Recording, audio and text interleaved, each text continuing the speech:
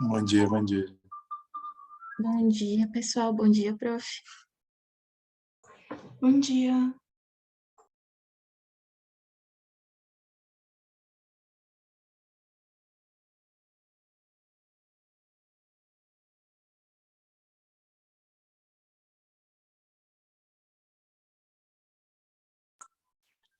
Ainda faltam 2 minutos, né? Vamos esperar o pessoal. Isso, prof. Acho que vamos aguardar esses 2 minutinhos, aí a gente já pode iniciar. Vocês vão deixar gravando, que já me pediram da link. Sim. Aham. Vamos. Depois você me manda o link, então. Tá? Sem problemas. Com certeza.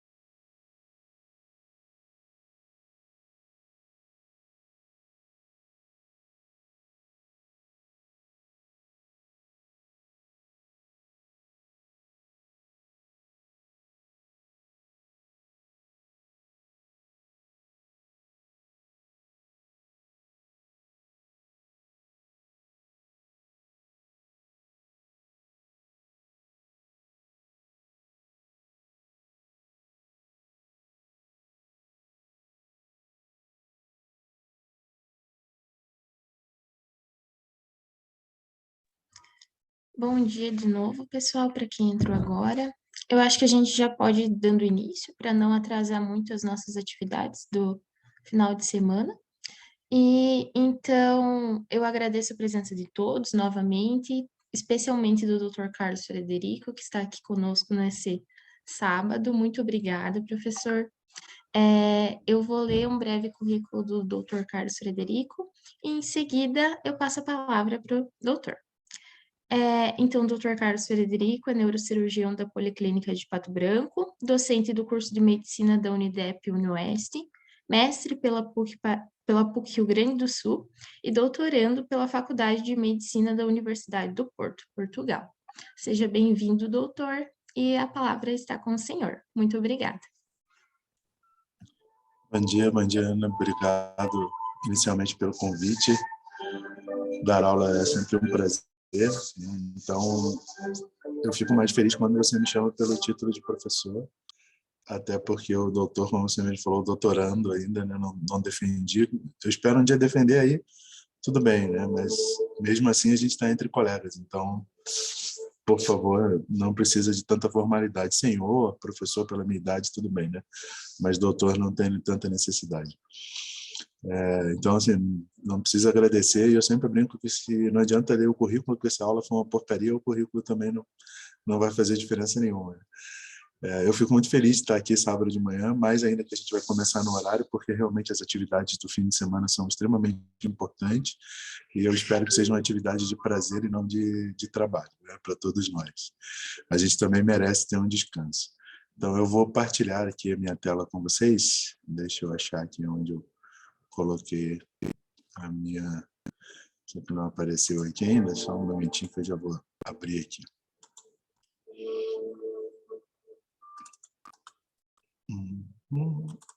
Acho que agora vai.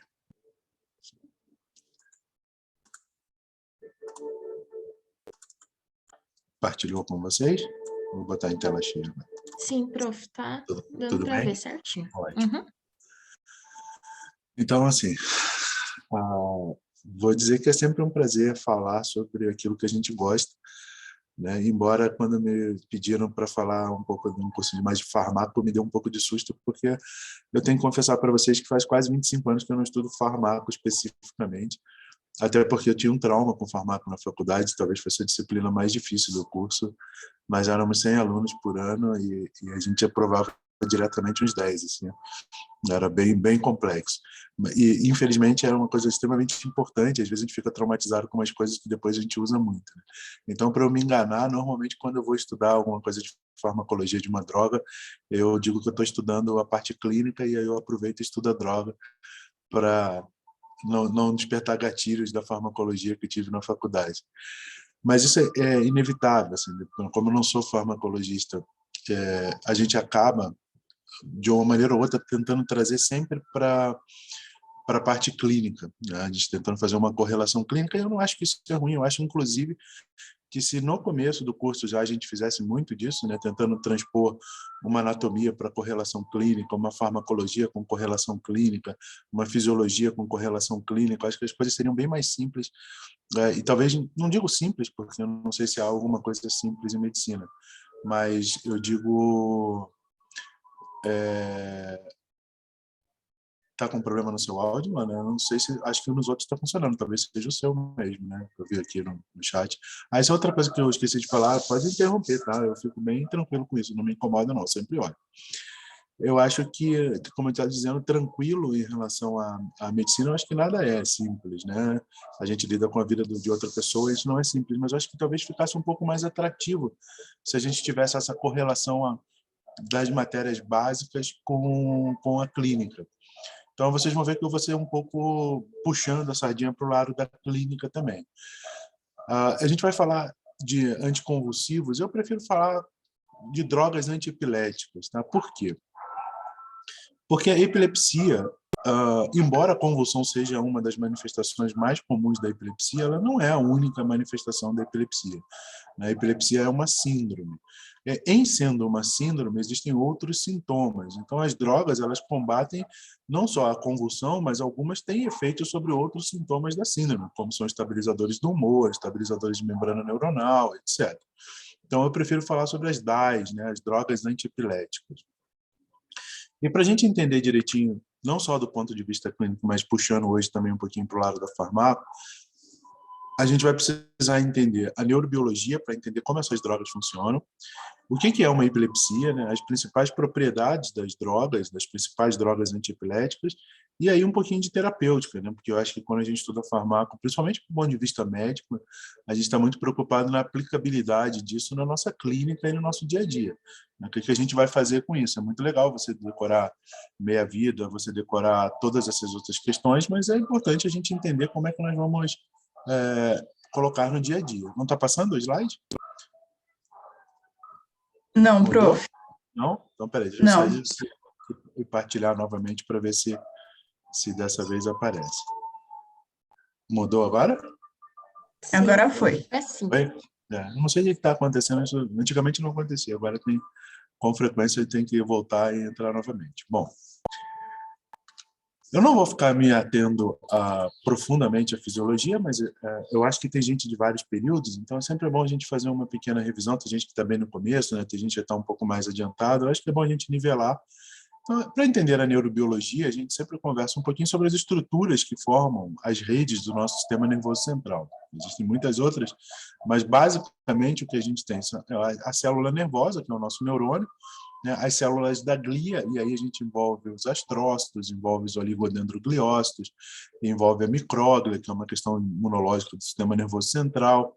Mas, basicamente, o que a gente tem de importância quando a gente vai falar de drogas antiepiléticas e de epilepsia, além do neurônio, são as células gliais, que também são responsáveis, algumas vezes, pela recaptação dos neurotransmissores. Porque a gente já vamos, né, como vulgarmente falando, vamos dar um spoiler já do que a gente vai vir pela frente. Quando a gente fala de drogas antiepiléticas, nós vamos falar muito de neurotransmissores, da captação desses neurotransmissores, do estímulo de alguns neurotransmissores.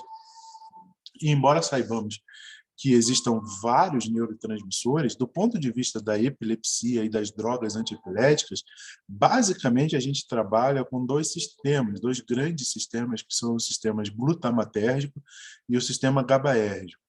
O sistema glutamatérgico é o sistema excitatório mais famoso, assim vamos dizer, do nosso sistema nervoso central, e o GABA, o ácido gama-aminobutírico, o sistema inibitório mais famoso do nosso sistema nervoso central. E, basicamente, as drogas antiepiléticas que nós temos, além de agirem sobre esses dois sistemas, e agem sobre algumas consequências da ativação ou inativação de um ou outro dos sistemas, que é a permeabilidade da membrana neuronal, né, da membrana celular, mas aí que no caso a gente está falando do neurônio, sobre os seus canais de sódio, de cálcio, e com essa permeabilidade, a possibilidade da transmissão de um impulso nervoso que está na gênese, vamos dizer assim, na etiologia inicial de uma crise convulsiva, né? Há um disparar de um estímulo do sistema nervoso.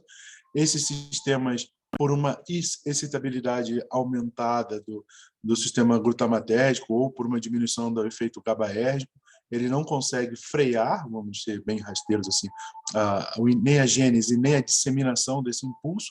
E aí, a partir do momento em que há essa disseminação, nós temos uma crise convulsiva, né? Dessa disseminação todo o sistema nervoso central. Então, é importante entender essas estruturas e como é que nós vamos lidar com elas nesses dois grandes sistemas. Então, os neurônios, de uma maneira geral, o neurônio transmite os sinais químicos e os sinais elétricos.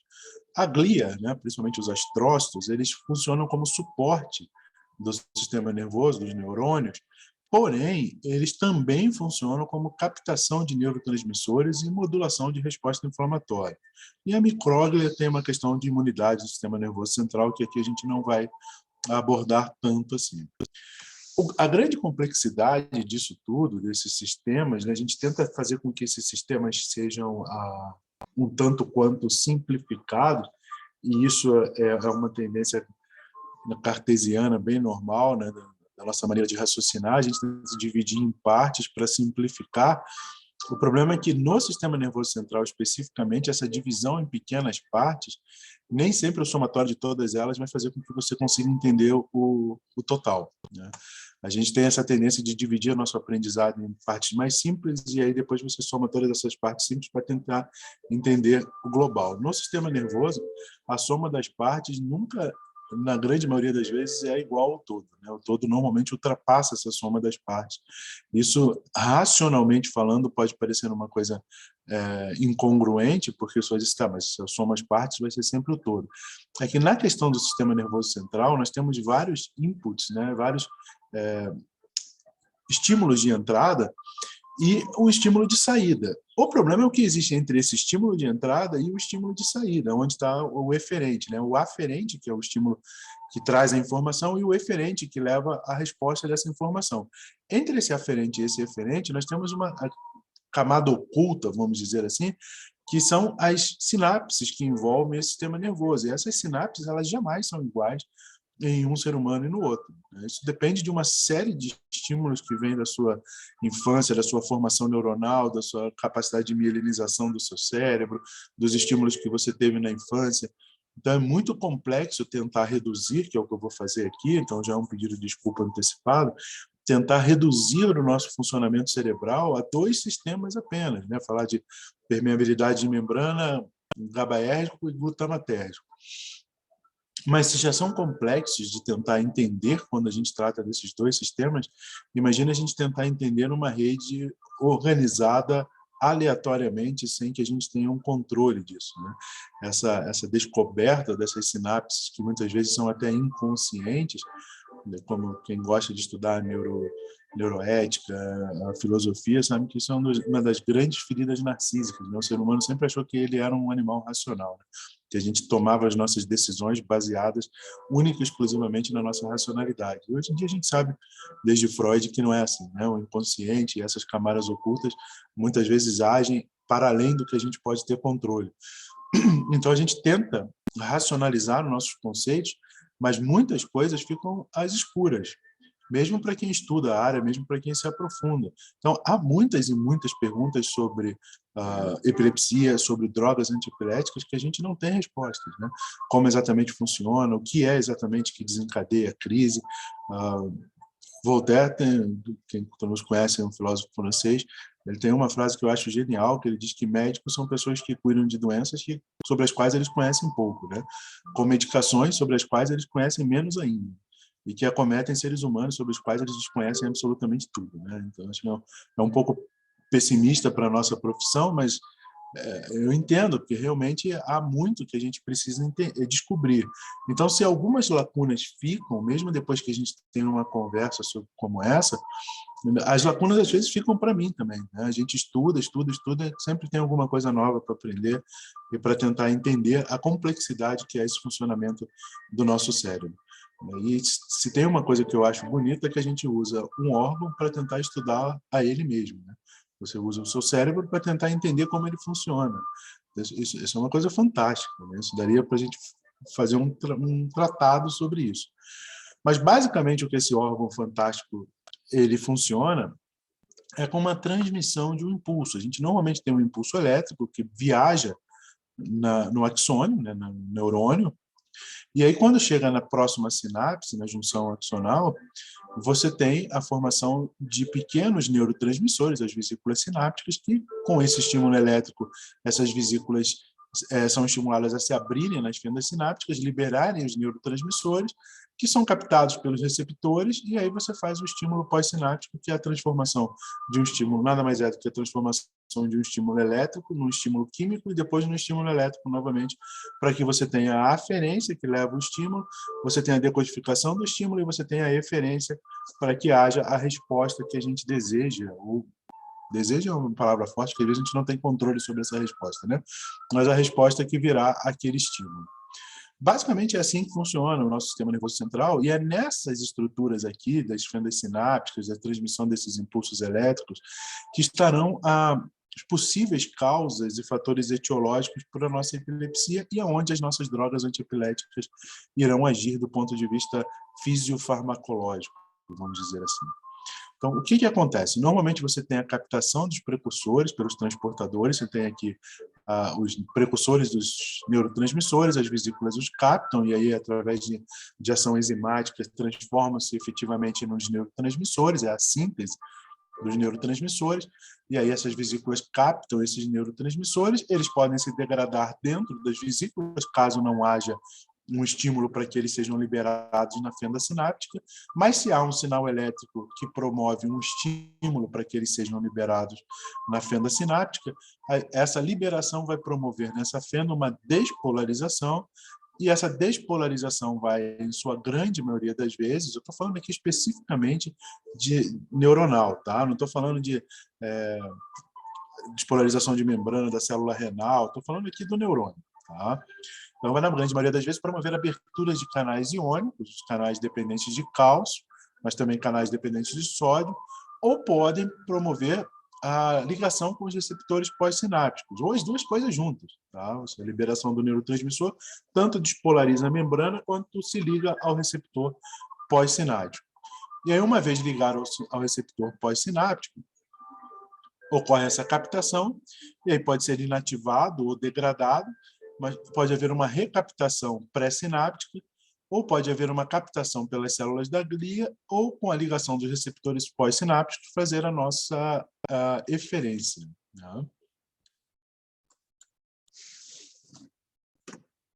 Eu não sei se era alguém, tem alguém assobiando, não sei se era alguém assobiando, ou a minha esposa que estava ouvindo o Mozart ali embaixo, e aí eu já pedi para ela desligar, acho que agora melhorou, né? Está lá no outro lado, mas mesmo assim acho que estava dando para ouvir. Então, aqui está, nós falamos dessa parte de neurotransmissão da fenda sináptica, então agora a gente vai aonde ocorre essa neurotransmissão. E aí, como nós conversamos anteriormente, nós temos dois tipos de neurotransmissores envolvidos, dois principais tipos de neurotransmissores, né, digamos assim, envolvidos na questão epileptogênica. Os neurotransmissores glutamatérgicos e os neurotransmissores GABAérgicos. Os neurotransmissores glutamatérgicos, ele é o principal neurotransmissor excitatório do sistema nervoso central. Ele atua sobre alguns receptores específicos, né, NMDA, o AMPA, o K, e receptores metabotrópicos. Então, eles estimulam a fenda sináptica para que haja uma excitabilidade neuronal. As alterações na neurotransmissão glutamatérgica, elas são importantes, além da questão da hiperleptogênese, mas eles também estão envolvidos na questão de fisiopatologia do acidente vascular encefálico, na fisiopatologia de doenças neurodegenerativas, em alterações comportamentais psiquiátricas, como esquizofrenia, em casos de autismo. Então, o neurotransmissor glutamatérgico tem um papel fisiopatológico importante em diversos acometimentos do sistema nervoso central. A sua desregulação promove e participa de teorias de diversos tipos de patologias. Já a neurotransmissão GABAérgica, né, o GABA, o ácido gama-aminobutírico, ele é o principal neurotransmissor inibitório do sistema nervoso central. Ele vai atuar sobre receptores ionotrópicos e metabotrópicos. E ele também tem uma participação importante, não só na fisiopatologia ou na gênese da hiperleptogênese, mas também em transtornos afetivos, como transtornos de ansiedade generalizados, transtornos de espectro bipolar, e também na questão da dor neuropática, na transmissão de estabilização de membrana neuronal para as dores neuropáticas. Uma vez que a gente conheça, né, e como eu disse, é um exercício de síntese, né? Em 5 slides você apresentar alguma coisa sobre receptores glutamatérgicos e GABAérgicos, porque isso hoje em dia é tanta pesquisa em cima para dores, para neuralgias, para uma série de outros transtornos, assim, que vale a pena uma lida mais a fundo nessa questão desses neurotransmissores. Então, é um mundo vasto e amplo e bastante interessante, né? Mas, entendendo isso, o que a gente vai passar? Vai passar a entender, quando eu tenho esses dois neurotransmissores, numa gênese de uma síndrome chamada epilepsia. E, embora, como a gente conversou no começo, a epilepsia seja, vamos dizer assim, mais conhecida, né, a principal obra dela, assim, se fosse um artista, a música que você mais conhece dela é a Convulsão, não é a única coisa que aparece numa síndrome convulsiva, até numa síndrome epilética. Até porque convulsão, você ter tido uma convulsão não significa que você seja epilético, né? Você pode ter uma convulsão, por exemplo, por uma hipoglicemia. Você pode ter uma convulsão febril, né? E embora você tenha se manifestado com uma crise convulsiva, não necessariamente você é epilético. Grosso modo, é um transtorno crônico, a epilepsia, que se manifesta por crises convulsivas repetidas. Você tem tendência a fazer várias vezes uma crise convulsiva.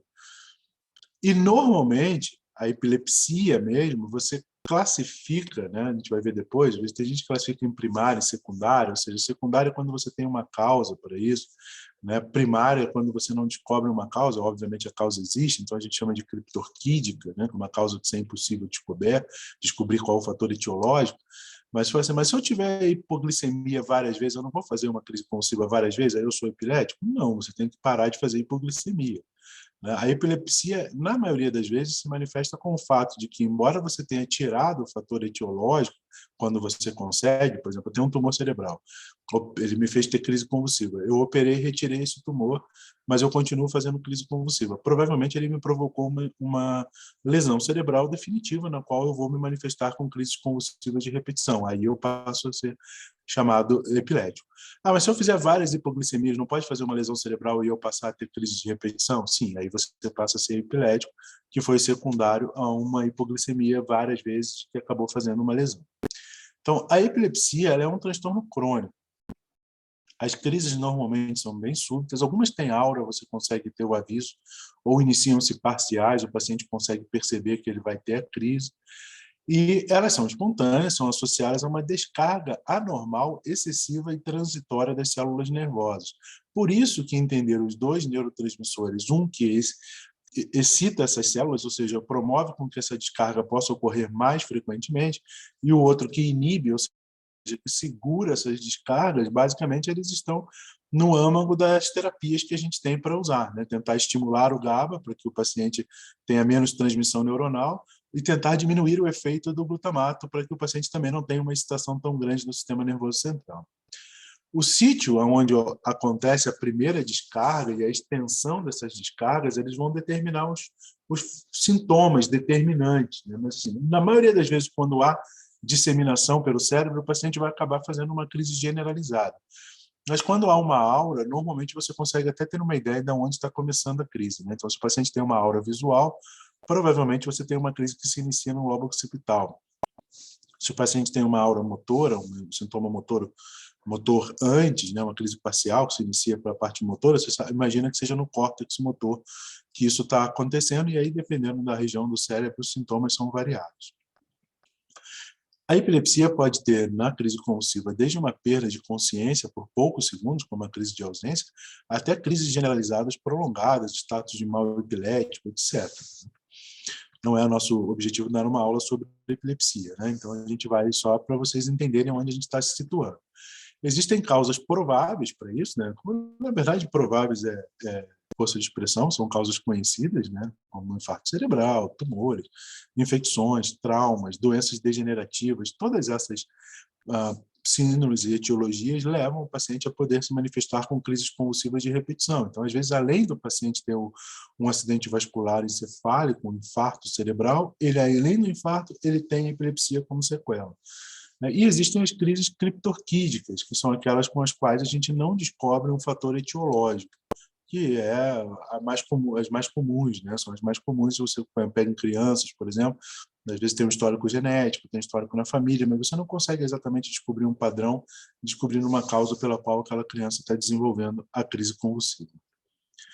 Nós podemos classificar, só para vocês terem uma ideia, em crises parciais, né, que são crises parciais simples, nas quais a consciência não é afetada, então ela tem apenas sintomas motores, só uma mão entra em crise, só a face entra em crise, sintomas sensitivos, sinais autonômicos, né, tem liberação esfincteriana, diarreia, queda ao solo, mas você normalmente mantém-se consciente. Então a gente tem muita questão de que tem que haver a perda total da consciência, para alguns tipos de crise não.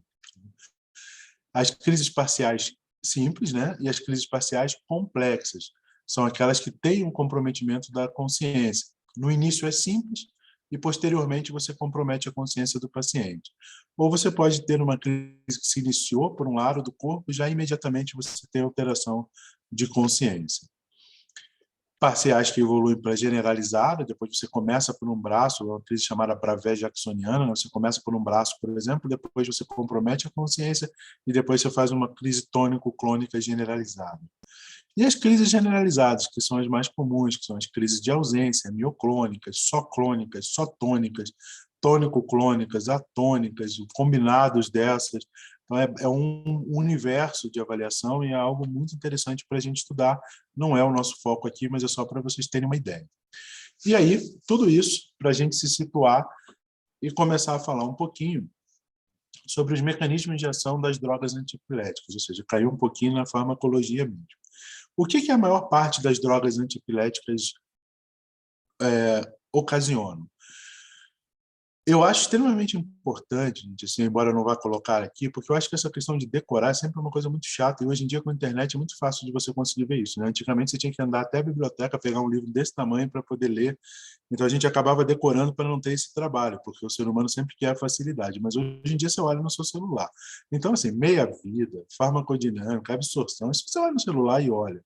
Tá? Eu acho que é interessante que a gente saiba com o que a gente está lidando, principalmente por mecanismos de ação, porque aí a gente consegue começar a perceber interações medicamentosas, né? Que tipo de efeito isso pode dar, como é que pode surgir efeitos colaterais, a gente conhecer um pouquinho das drogas que a gente está usando.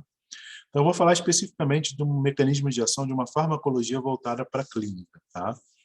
O mecanismo de ação das drogas antiepiléticas, na grande maioria das vezes, eles vão tentar um aumento da atividade sináptica inibitória, ou seja, vão estimular o GABA, tá? Ou uma diminuição da atividade sináptica excitatória, ou seja, vão tentar inibir o glutamato. Basicamente, é isso que a gente tem quando a gente trabalha com drogas antiepiléticas. E no meio disso tudo, como eu disse, há aquela questão de liberei o neurotransmissor, despolarizei a membrana, um controle dessa excitabilidade da membrana neuronal e da permeabilidade iônica. Ou seja, às vezes eu posso lançar a mão de drogas que não vão inibir nem o glutamato, nem vão aumentar o GABA, mas vão alterar o funcionamento dessa permeabilidade de membrana, como são bloqueadores de canais de cálcio, bloqueadores de canais de sódio, para impedir que haja despolarização da membrana e aí impedir que haja a transmissão do impulso neuronal. Então, basicamente, quando eu falo e opto por usar uma droga antiepilética, um anticonvulsivo, né, basicamente a gente está pensando em três coisas. Ou eu aumento a inibição, para não ter transmissão de impulso, ou eu diminuo a excitação, para que esse impulso não seja transmitido, ou eu altero a excitabilidade da membrana, uma vez que tenha havido a liberação do neurotransmissor na fenda, eu altero a sensibilidade para que não haja despolarização dessa membrana.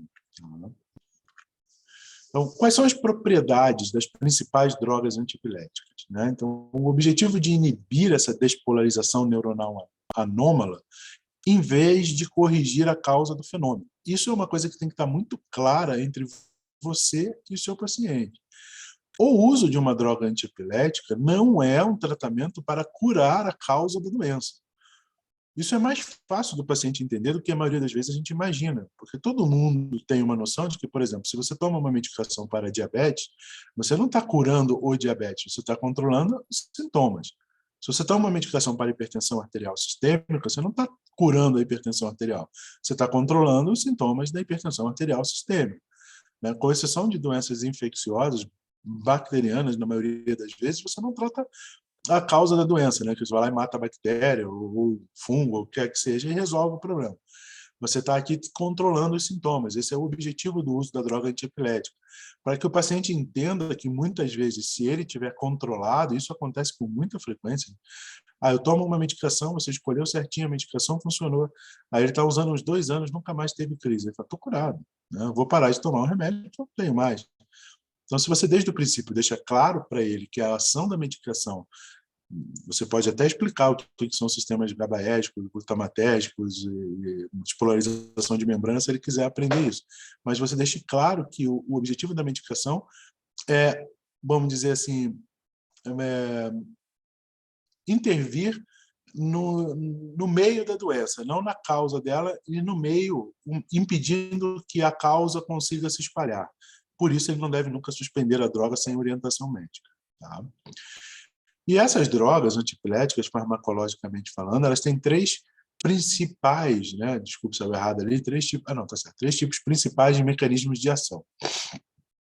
Inibição de canais iônicos, principalmente canais de sódio e cálcio, são os dois principais canais que essas drogas inibem, e inibição dos receptores de glutamato e potencialização do GABA. Como a gente falou, esses são os três mecanismos farmacológicos envolvidos no uso das drogas antiepiléticas. E aí nós temos cada uma das principais drogas, eu trouxe para vocês, que os seus mecanismos de ação. Isso é extremamente importante para a gente entender o seguinte: quando eu uso uma droga antiepilética, eu vou falar um pouquinho mais para frente, eu escolho uma medicação e, caso essa medicação não controle meus sintomas de epilepsia, eu posso associar uma segunda droga. Quando eu faço essa associação, isso é uma coisa que a gente vê com muita frequência em ambulatório, vem o paciente até com a melhor das intenções do colega que está lá no posto de saúde ou no consultório dele, mas que não trabalha especificamente com neuro, que não estuda isso tão a fundo, acaba associando uma segunda droga antiepilética com o mesmo mecanismo de ação, por desconhecimento farmacológico de qual é o mecanismo de ação dessas drogas.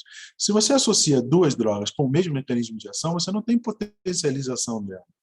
Você não tem uma função melhor. Normalmente a gente opta por escolher uma droga antiepilética e uma segunda com um mecanismo de ação distinto, para que a gente tenha uma potencialização do equilíbrio desses fatores excitatórios ou que despolarizam a membrana. Então, as principais drogas antiepiléticas e seus mecanismos de ação farmacológicos são os inibidores do canais de sódio, a carbamazepina, que o nome comercial é o Tegretol. Esse é o nome comercial mais famoso, né? Esse é um inibidor do canal de sódio. Ele tem uma eficácia comprovada para a maior parte dos tipos de epilepsia, exceto nas crises de ausência. mas é particularmente eficaz na epilepsia do lobo temporal. E aí, como eu falei, não é uma aula de epilepsia, mas não tem como você não puxar isso para a clínica. Como é que eu vou saber se é uma epilepsia do lobo temporal? Além dos sintomas do paciente, normalmente, quando você vai investigar, para ter certeza que o paciente tem uma epilepsia e não foi apenas uma crise convulsiva avulsa, vamos dizer assim, você faz um eletroencefalograma, e aí você pode ter um padrão de crise temporal. Então, você sabe qual tipo de medicação você escolhe, normalmente, que são a carbamazepina, e sabe que a carbamazepina, farmacologicamente falando, é um inibidor de canal de sódio. Possui todas elas possuem interações medicamentosas extremamente importantes, também são úteis na dor neuropática, a maior parte dos drogas anticonvulsivas são, drogas antiepiléticas são. Por quê? Porque a maior parte delas são inibidores de canais iônicos, ou seja, estabilizam a membrana neuronal e impedem a transmissão do impulso doloroso. A maior parte, porque aquelas que são apenas, por exemplo, estimulantes do GABA, não fazem esse efeito de estabilização da membrana neuronal. Então, nem todos os anticonvulsivos podem ser usados para dor neuropática. Aqueles que são bloqueadores de canais iônicos, normalmente o são, por impedirem a transmissão e a despolarização da membrana. Tem alguns efeitos adversos, sim, mas eles são baixos normalmente, né? Sedação, ataxia, alterações cognitivas, um pouquinho de retenção hídrica e da ganho de peso. E a carbamazepina ela tem uma característica importante, que é a autoindução metabólica. É uma das drogas antiepiléticas que, com o passar dos anos, mais se diminui o nível sérico dela. Então, às vezes, você tem pacientes que estão tratando há anos e voltam a ter crise, você vai dosar e o nível sérico está bem baixo, ele nunca parou de tomar, mas como os pacientes gostam de dizer, assim, o meu corpo se acostumou com a droga. Né? Ele elimina a droga mais rapidamente, farmacologicamente falando, e aí você tem uma diminuição da eficácia. E essas drogas todas, elas têm como você fazer uma dosagem sérica, ou seja, você consegue, depois de um tempo que você está usando, e aí você precisa conhecer a meia-vida, normalmente em torno de 5 a 7 meia-vidas, ela já tem dosagem plasmática em nível terapêutico. E aí você faz a dosagem sérica, você consegue saber se realmente ela está em nível terapêutico ou não. Tá? Isso é muito importante. Em alguns casos, você calculou a dose, mas o metabolismo daquele paciente é diferente. Né? Pacientes com insuficiência renal, você tem que recalcular a dose, tem que dosar nível sérico, ou pacientes que têm um metabolismo acelerado, e aí você tem que dosar, calcular de novo. E a principal causa no mundo inteiro de um paciente que está controlado e voltou a fazer crise é que ele parou de tomar o remédio. E às vezes o paciente fica com medo de dizer que ele parou de tomar, só que ele esquece, né? Ele fez uma crise, aí no outro dia ele vai no teu consultório e voltou a tomar o remédio no dia que ele fez a crise. E aí você pede para fazer a dosagem séria, ele diz, não, estou tomando direitinho. Você faz a dosagem séria, como vai demorar 5 a 7 meia-vidas para atingir nível sério, a dosagem vai vir lá embaixo. Tá? Então, no mundo inteiro, a principal causa é o abandono. No Brasil, infelizmente, a gente tem outra causa importante, que é pegar o remédio no posto, né? Aquela famosa pílula de farinha. Infelizmente, às vezes o paciente está tomando direitinho mesmo, coitado, você vai fazer a dosagem sérica, está lá embaixo porque não é ativo, não tem um princípio ativo ali, você não consegue atingir. E a epilepsia, isso é extremamente importante, a gente tem que estar com um nível plasmático adequado, senão você não pode dizer que a droga foi ineficaz, você não atingiu o nível plasmático de eficácia. Outro inibidor importante do canal de sódio que a gente usa é a fenitoína. Então, por exemplo, não é uma associação muito legal, que é o idantal. Né? Você associar o idantal com o carbamazepina. Os dois são inibidores de canais de sódio. E a gente vê muito isso. Principalmente porque a fenitoína é o que a gente mais dispõe em pronto-socorro de uso intravenoso. E aí você acaba fazendo ali a dose de ataque intravenosa, manda o paciente para casa com a fenitoína. Não controlou a crise, associa a carbamazepina achando que é uma droga diferente. Ela é uma droga diferente, mas ela tem o mesmo mecanismo de ação farmacológica, então você não está sendo potencializador das duas. Tanto que ela também não funciona bem para crise de ausência. Aqui você precisa monitorar também a concentração plasmática, pois varia amplamente. E essa tem muitos efeitos colaterais, principalmente a longo prazo, com hiperplasia gengival. Tá? Você usa a fenitoína há muito tempo, o paciente começa a fazer hiperplasia de gengiva, fica bem feio os dentes do paciente. Assim. Então, não é uma droga a longo prazo que a gente usa tanto. A gente usa muito agudamente, né? A famosa, os médicos têm uma expressão para isso, chamada idantalização, né? O paciente chega em crise convulsiva, você calcula uma dose de ataque de idantal e faz intravenoso, porque a gente tem essa droga disponibilizada para uso intravenoso. Ainda como inibidores do canal de sódio, a lamotrigina. E aqui, novamente, quando você desconhece os mecanismos de ação, e aí vem a propaganda do laboratório em cima, né? O laboratório vem, saiu uma droga nova, lamotrigina e tal, e tem uma eficácia importante para convulsão, aí você está lá usando um paciente com idantal, com a fenitoína ou com a carbamazepina e não está controlando, vou usar essa droga nova, lamotrigina. Mas o mecanismo de ação farmacológica é o mesmo. Tá? Então, a gente precisa conhecer os mecanismos. A associação de drogas é uma arte, a gente precisa conhecer que tipo de droga a gente vai associar. É verdade que a lamotrigina ela tem um perfil um pouquinho mais amplo que as drogas mais antigas, né? É uma eficácia significativa, inclusive, contra crises de ausência, crises tônico-clônicas. Eu não vou ficar relendo efeitos colaterais, existem diversos quadrinhos na internet que vocês conseguem um acesso muito fácil para fazer isso. Tá? Quem está falando aqui alguma coisa. Pode, Maria, pode. Você tem potencialização das discrasias, né, dos efeitos colaterais. Você está usando duas drogas que têm o mesmo mecanismo de ação, então a potencialização dos efeitos colaterais é maior. Você tem toda a razão. Tá? Isso pode acontecer, sim. O que mais a gente tem de drogas antipiréticas, então, do ponto de vista farmacológico e mecanismo de ação? A gente falou da lamotrigina. E nós temos os inibidores dos canais de cálcio, tá? Como a gabapentina. É muito usada para crises parciais, mas a eficácia não é tão alta assim, a gente já não usa tanto mais, acaba usando mais como adjuvante. Né? Já estou tentando um inibidor de canal de sódio, por exemplo, não funcionou, aí já tentei outras drogas que o paciente não se adaptou, acabo usando uma gabapentina.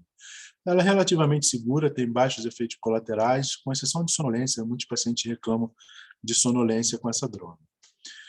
Nós temos os inibidores do canais de cálcio também, a etosuximida. Essa é especificamente para crises de ausência. Tá? Se você consegue ter um diagnóstico de crise de ausência, é uma das drogas de primeira escolha para tal. Tem poucos efeitos colaterais, principalmente para crianças que têm mais crise de ausência, né?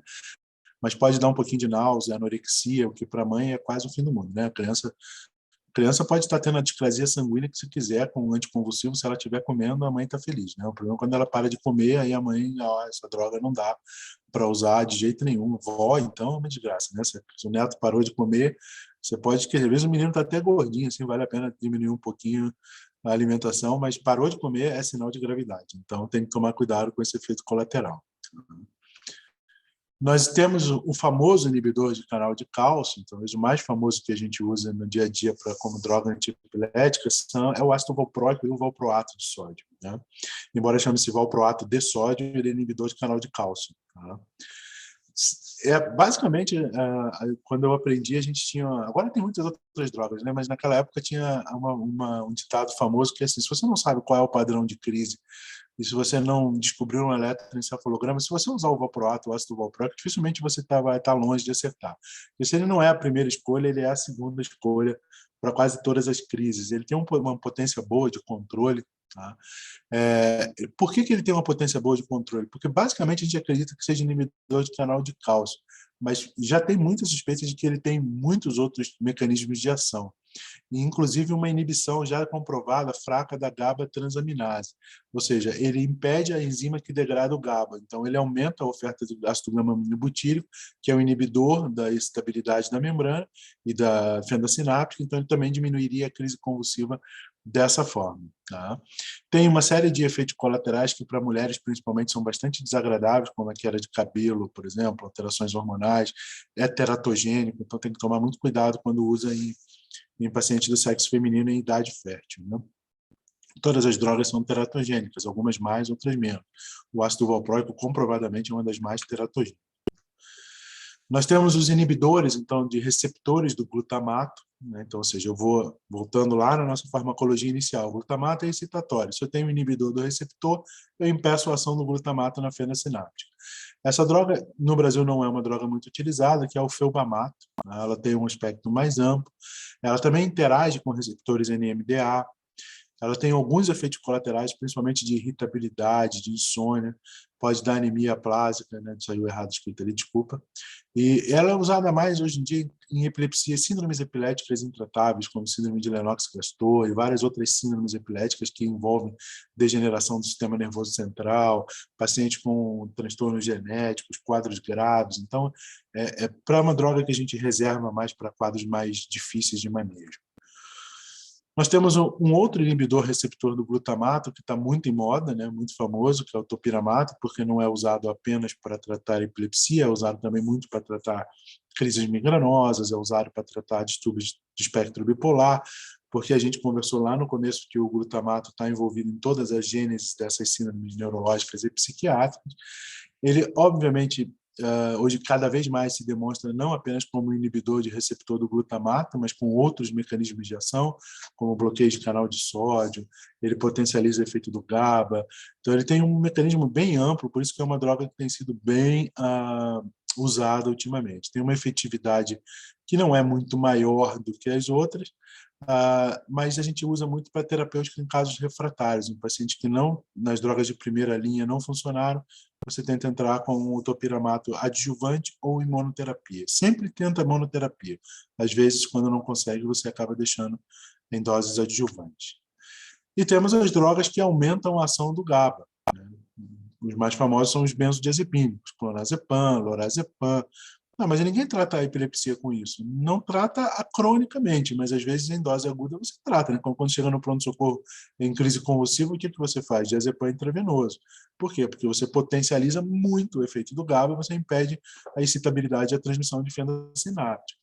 Muitas vezes, cronicamente, a gente utiliza, lança mão de alguns estimulantes do GABA, como é o caso do clobazam também, do Frisium, que aumenta a ação do GABA, como droga adjuvante. Né? Já tentei bloqueadores de canal de sódio, de cálcio, inibidores do glutamato, e nada funciona, eu acabo associando a uma droga que potencializa o efeito do GABA. Por que a gente não usa inicialmente? Porque normalmente são drogas que têm efeito sedativo pronunciado, então o paciente fica muito sonolento. Quando são pacientes gravíssimos, assim, sequelas neurológicas graves, um retardo de desenvolvimento grave, ele dormir um pouco mais, um pouco menos, não vai fazer tanta diferença na vida dele. Mas quando são pacientes ainda ativos, por exemplo, tem uma atividade social, onde você deixar ele dopado, controla a crise, mas ele não tem mais vida, não é esse o objetivo. Tá? E eles criam muita dependência, né? Tolerância, desculpa. E aí você usou uma droga, uma dose, o paciente usou durante um período, 1, 2, 3 anos, ele fica tolerante, você tem que aumentar, e aí os efeitos colaterais vão se tornando cada vez mais frequentes. Alguns têm perigos de depressão respiratória, tem que tomar cuidado com a dose. Então, não são drogas que a gente usa normalmente. A gente usa para tirar o paciente da crise, que é o caso do diazepam, e algumas vezes como adjuvantes em crises de difícil controle. Essas drogas também aumentam a ação do GABA, algumas drogas, como é o caso do fenobarbital, no caso do topiramato. Deixa eu ver o que o Leonardo está me perguntando. Normalmente, Leonardo, o topiramato hoje em dia se usa, a gente dá sempre preferência para monoterapia, tá? E como é uma droga que está muito em voga, muita gente tem usado diretamente ele como monoterapia. Mas se você vai ver os guidelines mesmo assim, de tratamento de crise convulsiva, ele não é a primeira escolha em nenhum tipo de crise convulsiva. Ele é uma droga adjuvante. Então, nesse caso, o que a gente quer com ele são esses outros mecanismos diferentes, por exemplo, do inibidor do canal de sódio. Então, já estou usando o inibidor do canal de sódio, eu acabo, às vezes, associando um topiramato pelos outros mecanismos de ação. Tá? Então, não tem uma droga melhor para associar com ele. Você lança a mão dele como adjuvante para qualquer uma das outras drogas de escolhas para uso de tratamento. Tá? Imagina, né? O fenobarbital, eu costumo brincar assim, o fenobarbital é uma droga bem baratinha, é um Gardenal, né? Se ele não tivesse todo o preconceito que existe em cima dele, quando você fala para o paciente que ele vai tomar fenobarbital, o paciente não reclama. Se você falar que é o Gardenal, ele vai ter problemas por causa de um preconceito social que existe com a droga. Era uma das poucas drogas que a gente tinha há umas 4 gerações atrás. Então, você usava isso para tudo, né? Desde esquizofrenia a crise convulsiva, o que viesse na frente era o fenobarbital. Então, ficou com um preconceito muito grande atrelado a ele. Mas, assim, ele é muito barato. a droga. É uma droga com bom potencial de ação. É uma droga segura, já se usa há muito tempo. Eu diria que se ele fosse descoberto agora e a indústria farmacêutica pudesse cobrar R$ 300 uma caixinha como ela cobra com os outros, ele seria o maior propaganda delas. Como não foi há muitos anos, é muito barato, ela quer tirar do mercado. Né? Mas é uma droga bastante eficaz, bastante segura. É uma droga. Lembra quando vocês estudam farmaco, já que a gente está falando um pouquinho de farmacologia, que a gente tem aquelas coisas que a gente gostaria que toda droga tivesse, né? Segurança, facilidade de uso. O fenobarbital é uma droga que você usa uma vez ao dia. As outras drogas antiepiléticas, quase todas, têm que ser repetidas ao longo do dia. E para quem usa medicação crônica, para quem não usa, pode parecer fácil. Eu vou me lembrar, na hora do almoço eu tomo. Né? Não é tão simples assim. Se você puder ter uma tomada ao dia, na hora que eu vou deitar, eu tomo. É mais fácil. Tá? Dificilmente você vai deixar de fazer uma aderência a essa droga. Então, é uma droga eficaz, bastante segura, usa essa dose única, e o mecanismo de ação dela é por um aumento da ação do gama-aminobutírico. Tá? Eu gosto muito do fenobarbital. O que mais a gente tem? Bom, quando a gente fala, então, de terapêutica, a gente falou dos mecanismos de ação das principais drogas antipiléticas, tem um guiazinho que a gente usa para fazer o tratamento. Pode parecer uma brincadeira, gente, mas não é. Quando você escolhe uma terapêutica para epilepsia, a primeira coisa que você tem que ter é o diagnóstico de epilepsia. Como eu falei, nem sempre crise convulsiva é epilepsia. Muitas vezes tem a primeira crise, a criança teve febre, já taca em um anticonvulsivante, as drogas antiepiléticas têm efeitos colaterais. Então, a primeira coisa, você precisa ter um diagnóstico de epilepsia. Segunda coisa, conheça os mecanismos de ação farmacológicos básicos das drogas que você vai lançar mão. Então, você escolhe a droga antiepilética de acordo com o seu mecanismo de ação e para a crise, o tipo de crise baseado no eletroencefalograma que você fez. Sempre tentar monoterapia. Eu fiz uma droga, cheguei à dose máxima e aí eu tenho como dosar a dosagem sérica para saber se ela está eficaz e está em dose máxima. Controlou a crise? Ótimo, acabou ali. Não controlou? Cheguei na dose máxima dela e não controla, eu vou associar uma segunda. Aí eu escolho a segunda opção, ou topiramato, que é uma droga de ampla escolha para a gente usar junto. Controlou. Será que controlou porque eu associei as duas? Será que controlou por causa dessa segunda? Até prova em contrário é por causa da segunda, porque eu tinha usado a primeira em dose máxima. Eu tento tirar a primeira. Tirei, ficou só com a segunda? Monoterapia é a nossa opção. Tá? Eu tentei tirar a primeira, voltou a ter crise? Vai ter que usar as duas juntas. Se eu conseguir, com duas, não ter o controle, com mecanismos de ação diferentes, com amplo espectro, associar o direitinho, eu posso tentar uma associação com o terceiro, com os derivados de diazepam, com os estimulantes do GABA, com o clobazam. Mas assim, os trabalhos já mostram que se você não conseguir o controle com duas drogas bem escolhidas, de espectro de ação conhecido, de mecanismos diferentes, dificilmente você vai conseguir controlar com uma terceira dose de uma terceira droga, e aí você tem que acabar encaminhando o paciente, quando possível, para a cirurgia, né? Quando há a possibilidade de uma intervenção cirúrgica. Tudo bem, gente? Já me ouviram falar sobre isso uma hora seguida, claro que era só uma introdução, né? Eu deixei os 10 minutinhos finais assim para a gente, se alguém tiver alguma outra dúvida, quiser perguntar alguma coisa, eu espero que tenha ficado bem claro, que tenha estimulado vocês a começarem a estudar um mundo bem amplo, uma coisa bastante difícil, né? A gente, até pouco tempo atrás, tinha muito pouco, eu sempre falo isso em aula, né? Muito poucos exames que estudavam o cérebro. Então, vocês veem que tem muitas coisas que a gente ainda precisa descobrir exatamente como funciona. Então, para quem gosta de estudar e pesquisar, é uma área de mão cheia, assim. Tá? Obrigado, Anny. Deixa eu ver o que a Gabriela está perguntando. Para quem tem epilepsia diagnosticada na infância, vai ter por toda a vida? Nem sempre, Gabriela, tá? Depende da causa. Então, por exemplo, se você teve epilepsia na infância porque você tinha um tumor, foi operado e continua tendo, provavelmente você vai ter por resto da vida porque ficou uma cicatriz no seu cérebro. Mas se você tem uma criptorquídea, ou seja, que eu não consegui descobrir a causa da convulsão, e eu tenho todos os meus exames normais, mas eu faço crise de repetição, normalmente a gente escolhe uma droga, esse paciente controlou, passaram 2 anos sem ter crise, e esse tempo não é um tempo mágico, é questão de estatística, né? Foram feitos vários estudos que mostram que depois de 2 anos sem ter crise, todos os exames normais, você pode tentar tirar a droga do paciente. Ele tem, nos estudos mais otimistas, ele tem 90% de chance de nunca mais fazer. Nos mais pessimistas, ele tem em torno de uns 70% de chance de nunca mais fazer. Uma vez que você tentou retirar e voltou a ter, essa chance, mesmo que depois de 2 anos novamente, com tudo normal, ela já cai para 50%. Aí já não vale mais tanta pena você tentar tirar. Mas normalmente na primeira vez a gente tenta tirar. Tá? Deixa eu ver o que a Luísa está perguntando. Com exceção do fermento, todas elas tomam 2 vezes ao dia? Depende da droga, tá? Algumas depende da meia-vida da droga, a gente vai ter que conhecer meia-vida, né? Isso você pega uma tabelinha na internet que você vai ver. Algumas são meia-vidas de 6 a 8 horas, então você tem que tomar 3 vezes ao dia para manter o nível sérico da droga, tá bom, Luísa? Algumas têm meia-vida de 12 horas, você vai 12 em 12 horas, tá? A meia-vida do fenobarbital é 24 horas, por isso você toma uma vez por dia, tá? A escolha de droga em gestante, Adriana, na grande maioria das vezes, o que os trabalhos hoje em dia têm mostrado são o menos teratogênico é a oxcarbazepina, é um derivado da carbamazepina, tá? É o que tem se mostrado menos teratogênico. Mas essa questão de todas as drogas serem teratogênicas não é assim. Eu tô grávida, eu tô tomando um anticonvulsivo, eu tenho 100% de certeza que meu filho, se é que existe outra forma de ter certeza que não seja 100%, né? Porque se é certeza só pode ser 100%, né? Mas eu tenho certeza que meu filho vai ter uma malformação. Não. Tá? O aumento de chance é em torno de 3 a 5%. Toda gestação tem uma chance ali de 1 a 2% de uma malformação. Você aumenta isso para 4, 5% de chance. É um aumento considerável? Claro que é, porque se for o teu filho é 100%. Né?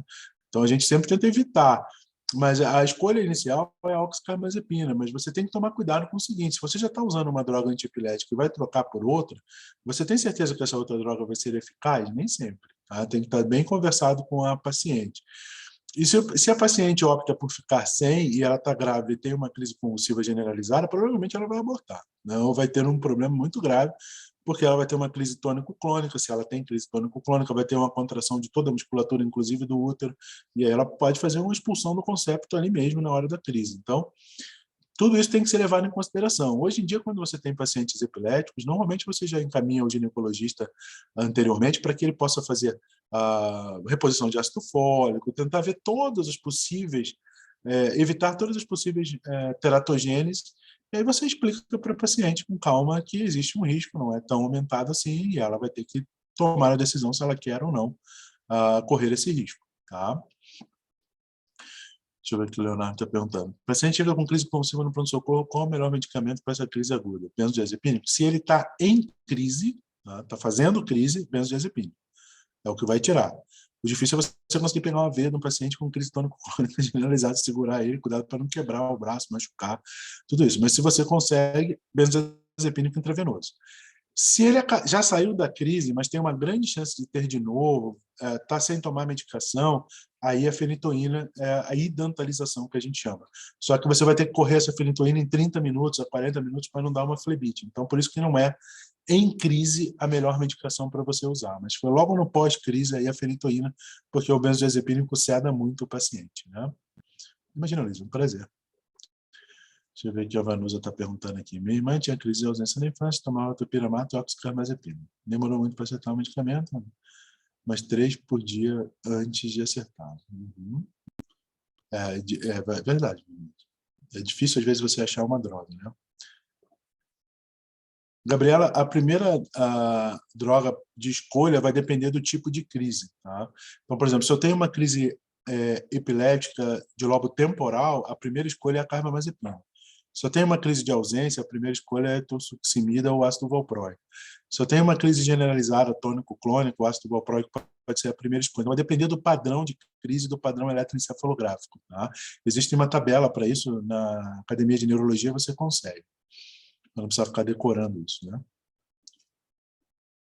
Primeiro, o diazepam, Maria Carolina, se o paciente estiver em crise. Tá? Se o paciente já saiu da crise, ele acabou de estar em estado pós-ictal, tem chance de fazer de novo, você quer prevenir a próxima, aí você faz a idantalização. Tá bom? Ótimo. Deixa eu ver a Estela aqui. Quando em crise, deve ser feita uma conduta expectante no início? A primeira crise, se você não descobre um motivo, chegou hoje aqui, Estela, tá? Tem uma crise. Aí eu vou investigar esse paciente, né? Ele nunca teve uma crise. Eu faço um exame de imagem do crânio, está tudo normal, ele não tem meningite, não tem infecção, não tem absolutamente nada. Eu inclusive, às vezes faço um eletroencefalograma, mas aí ele está bem já ambulatorial e não trato a primeira crise.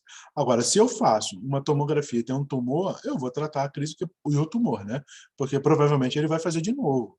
E se eu faço um eletroencefalograma e está alterado, então ele tem uma chance de fazer novamente. Aí você vai discutir com ele um tratamento. Mas se todos os exames vêm normais, ele fez apenas uma única crise, absolutamente, na grande maioria das vezes, eu não trato. Tá? Eu apenas fico em observação, expectante no início. Tá? Tudo bem? Cansaram? Obrigado, Cecília. É um prazer falar para vocês. Tá? Vão descansar, né? Sábado, pelo amor de Deus, né? Eu peço desculpa de ter pedido para ser nesse dia, mas é que também eu não tenho muito tempo em outros dias, não. Eu pretendo que depois que o meu orientador me dá uma folga, eu vou conseguir outros horários melhores. Né? Por enquanto está difícil. Obrigado, gente. Obrigado mesmo. Muito obrigada, prof, pela Imagina, então. excelente aula. Obrigada também por aceitar nosso convite aqui no sábado de manhã, né? Nesse frio ainda. Mas muito obrigada, obrigada pela presença de todos também. E se ninguém tem mais dúvidas, a gente encerra nossa aula de hoje. Eu acho que não. Vamos todo mundo descansar. Depois me manda a gravação, tá bom? Pode deixar, prof. Tá Muito bom? obrigada, gente. Bom final de semana, gente. Bom Até final de logo. semana. Tchau.